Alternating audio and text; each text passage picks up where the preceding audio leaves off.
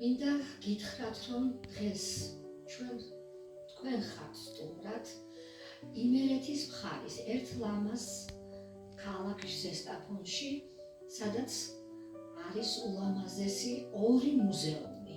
ერთი მხარეთმცოდნეობის მუზეუმი და უშაკი ჩხეიძის სახლ-მუზეუმი. ამჟამად ვიმყოფებით მხარეთმცოდნეობის მუზეუმში, რომელიც ატარებს გივი ჯაოშვილის სახელს. რადგან ბატონი გივი ჯაოშვილი გახლდათ ისტორიკოსი, გეოგრაფი და აი ამ მუზეუმის დამაარსებელი.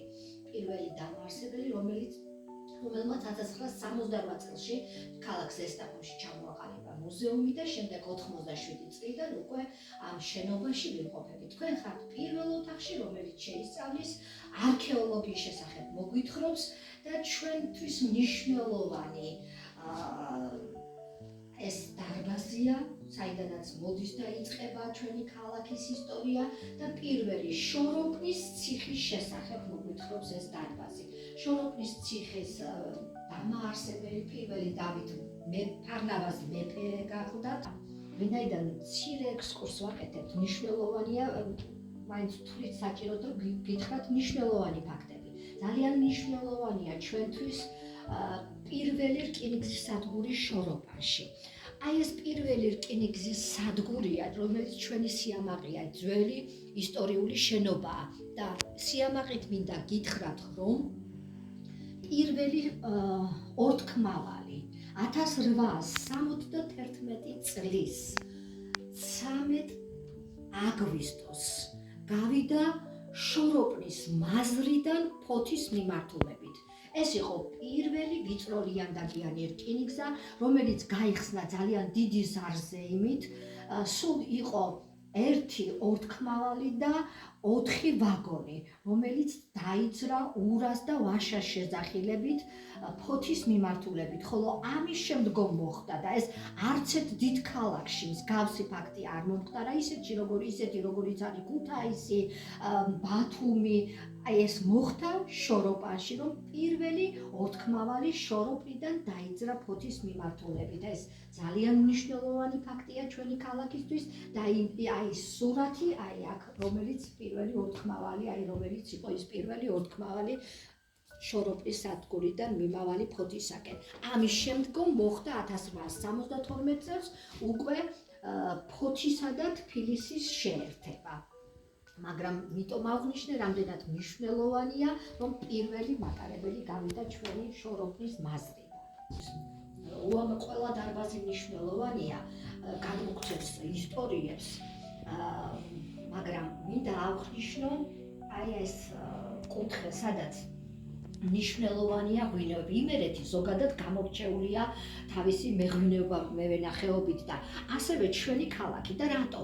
მინდა აღვნიშნო, რომ ჯერ კიდევ 1908 წელს ჩვენმა ღვინო ეს პიროვნება გახდათ გიგო თუთბერიძე, რომელიც წავიდა იტალიაში გამართულ სუფრის საერთაშორისო ფესტივალზე და აი ამ ღვინომ 1908 წელს ჩამოსხმულმა გიგო თუთბერიძის მიერ დაიმსახურა ოქროს медаლი.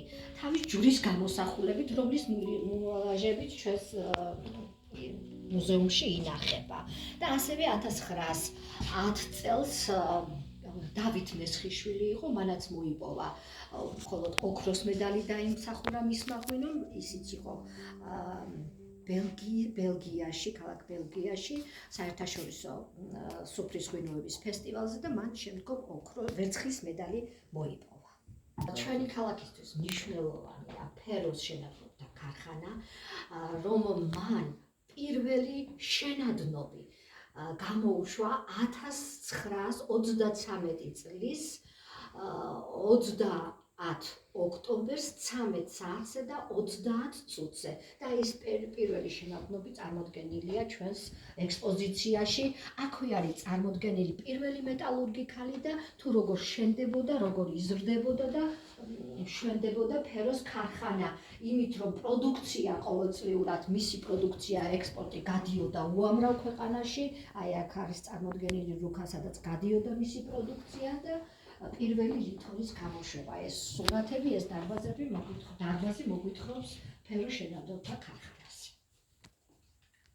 ჩვენთვის მნიშვნელოვანია ღირებულია და ამაყივართ ჩვენ ზესტაფონდები, იმიტომ რომ ყავს კორიფეები, ყავს დიდი უშანგი ჩხეიძე, სერგო და ბუხუტი ზაქარიაძეები, რომ ყავს ჩვენი ქალაქიდან არის მსახიობი ტარიელ საყვარელიძე, რამახ ჩხიკვაძე, გოგი ქავთარაძე, ნუცა ჩხეიძე, დოდო ანთაძე და ის დიდი ტრადიციები, რომლებმაც მათ დაამკვიდრეს, დღესაც გრძელდება.